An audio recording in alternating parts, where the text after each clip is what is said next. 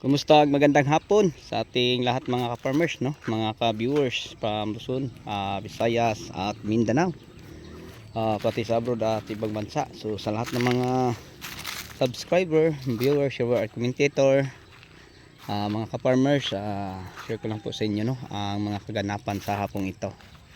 Ayan na po ang ating talong na 5 months old caffeine ay pinaparato na po natin. So mga palatandaan mga ka-farmers na ang ating talong ay pwede na po nating iraton. Una, ang bunga niya ay maliit na, and then bansot, yung pangit ba mga ka-farmers. So yun po, no, ang ating mga palatandaan na ang ating talong ay pwede nang iraton. At saka mga ka-farmers, sa ganitong pamamaraan, madali lang po natin i-control, lalo na pag ang ating talong ay may white fly or shoot borer, di ba? Kasi mga ka-farmers, ang uod na nakatago sa talbos ng talong ay diretsong mamamatay. And then yun white fly mga ka-farmers, no, mapigilan din ang pag ano nila, kasi pinapaputok po natin. Okay, so ang taas po sa pagpaputol natin mga ka-farmers, pwede dalawang dampal, no? Yan, mga dalawang dampal ang taas, or isa kalahati, or isang roller kalahati. Parang madali mga ka-farmers, isang roller kalahati. So magadepende sa tangkad ng talong. Kung ang talong mo ay mga 1 metro lang, isang dampal. Pero ang talong mo kagaya sa akin, mga 5 to 6 feet, isang roller kalahati. So yun po mga ka-farmers ang ating pagputol, no, yung tinira natin. And then mga ka-farmers, mga ka-viewers, yung kamatis natin dyan ay na ipabunot na. So 19 harvest lang mga ka-farmers.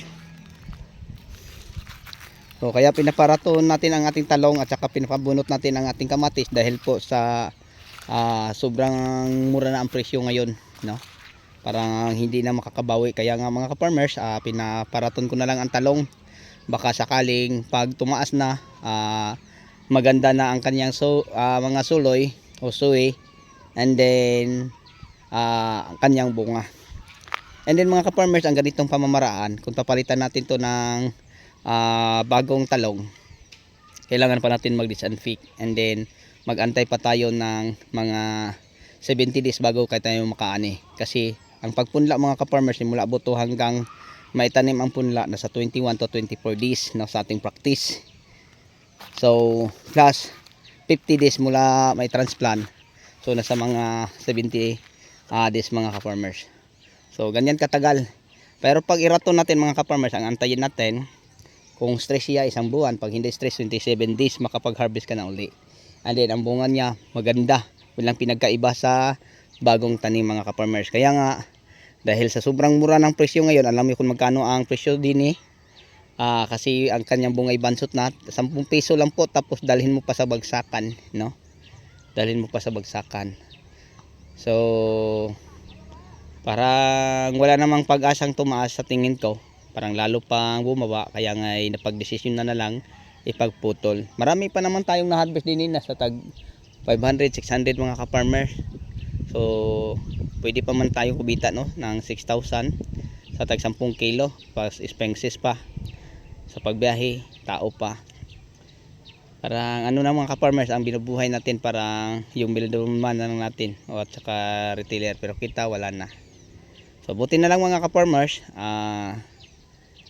may patubig tayong solar. Kung ito ay ginagamitan natin ng water pump tapos diesel, parang ano siguro tayo, no, lalo na siguro tayong malulugi, kasi ang diesel ngayon ay napakamahal mga ka-farmers, no. Sobrang mahal ang diesel. So linggo-linggo kailangan kong gumasto din 10,000 hanggang 12,000 sa diesel. So yung time na mura pa ay nasa mga 4,000 lang. Yung tumaas mga ka-farmers ay umabot no sa 10 to 12,000 po ang mauubos nating diesel din. So kawawa tayo mga ka-farmers, no? Kawawa. Kaya ngayon napagdesisyon na lang nating iputol, kasi bansot na ang bunga, isa pa mura pa.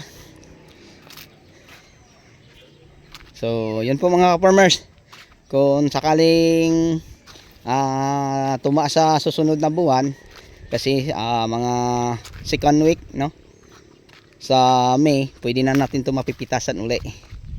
So ang gagawin lang natin din sa ating pinapaputol na talong, papa-sprayhan lang po natin ito ng Bioagronica para yung ano niya mga ka-farmers ay madali lang matuyo.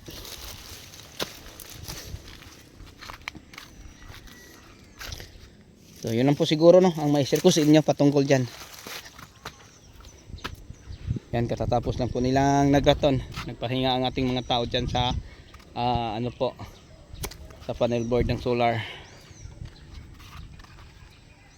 So marami pa tong bunga mga ka-farmers, no, ang ating talong, kaso lang may gas-gas na dahil po sa malakas ang hangin din kaya nga pinapalagyan natin ng mga fusti. So isang linya, ito ang linya, and then may mga fusti magkabilaan.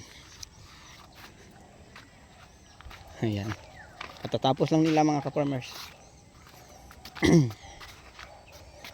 So yung ganitong ano mga ka-farmers, pamamaraan o style sa pagraton, ang mga feasting insekto dito ay madali lang po itong ma-control o ma-minimize kasi wala na silang madadapuan o matataguan katulad ng whitefly. Ayan, kasi puno na. Kuwag dito, 3 araw wala na to. So yan mga ka-farmers, madali lang natin silang i-control sa ganitong pamamaraan.